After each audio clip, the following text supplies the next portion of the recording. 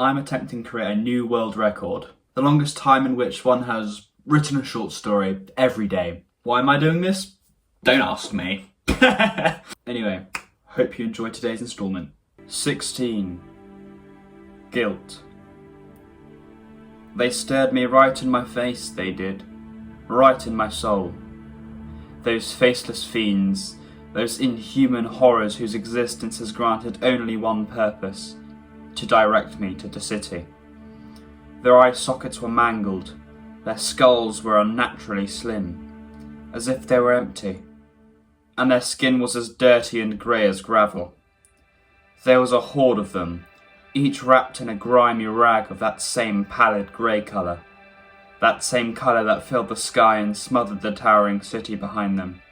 The city, a collection of thin, solitary spires, amalgamating to form the impression of an actual society on the horizon. Wisps of black fog hung around the spires, enshrouding them, embracing them. My people knew it as judgment. These people knew it as the Harbrak Shonaris. I like to call it the city, although it couldn't really be described as such.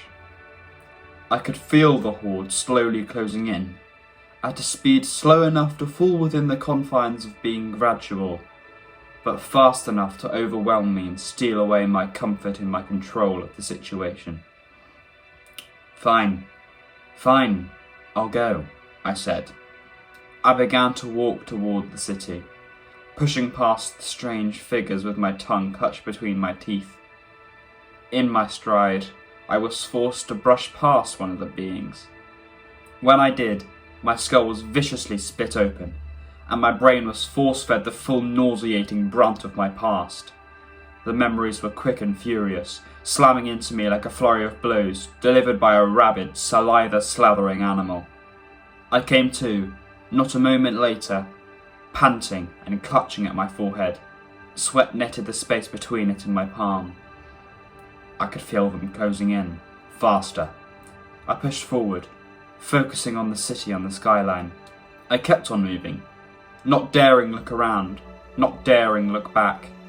I focused on the greyed plain stretching outwards before me, tracing my eyes over its drought cracks. After an eternity, I had finally left them behind, far back enough that I felt secure enough to send them one glance back. I regretted it.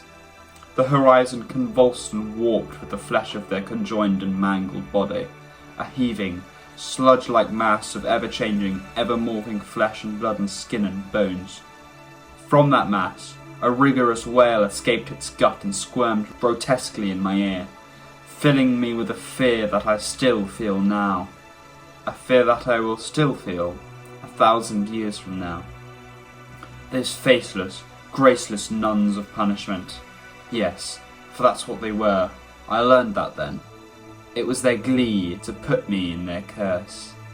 I staggered forward, debilitated and shook, however strangely, to my core. Despite the great mass of bones' insistence on swaying and wailing on the far horizon, I would forever feel its presence closing in, like the gradual tightening of a fist around my neck.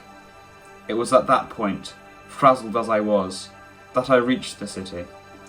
It was like a great court of metal spires, arranged in a circle, leaving a small expanse of grey earth in its middle. I approached it. Guilty, something said, speaking to my left and my right, from before me and after me, or perhaps from inside my head. It was a scratchy voice, low and moany, and it did little more than tighten the knot of fear constricting around my lungs. Come forth. And, whilst I had been moving forward of my own accord even before its orders, my legs began to work without the need of my input. A spell set to bind me. If that's the case, does judgment not know of my condition? Is this a formula, a general sentence, delivered by a god unaware of my existence? I approached the centre of the court of spires, my legs moving at a rate faster than what I would have liked. At a speed slow enough to fall within the confines of being gradual, but fast enough to overwhelm me and steal away my comfort in my control of the situation. Horror upon high, I despised that feeling. I had reached the absolute centre now, enclosed by the great metallic spires. I took in a long, winding breath. A spire impaled me from below. It shattered through my body, ripping it apart swiftly and with little sound to mourn it. I split, almost in half, a couple tendons here and there keeping me in one piece as I rose with the rising spire.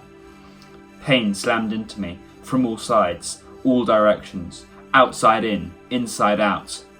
Everything, and I mean everything, poured out of me. A horrible, overwhelming, storm-like feeling. The feeling of death. But even as I was about to die, something stopped me. Or rather, time stopped. The pace at which the clouds sped away from the far horizon grinded to a halt. And the pain bellowing, screeching, moaning within me only grew closer and closer towards a crescendo. I could do nothing. I could say nothing. I could not twitch a muscle. And for the next 1,000 years, and the following 1,000 years after, I did not get any closer to liberation. Only pain, having increased tenfold, awaits me in the next moment. And the same applies for the one following, and the one after that. But that's all fine. Whilst it's impossible to get used to it, I can understand that pain. But the pain of lacking control, being forced into an eternity where nothing can change, that was the true hell I had been forced into. I do feel guilty for what I've done. I have more regrets than seconds I've been impaled here. Yet, is there nothing I can do to absolve myself? Is that really out of the cards? Is there really nothing I could do to outweigh my crimes? Or am I merely doomed to stay here until time ends, in pain? The screams of that fleshy mass of bones, skin and blood waxed and waned on the horizon, growing ever louder, ever more incessant, never ceasing, never forgiving, no matter how much I may plead.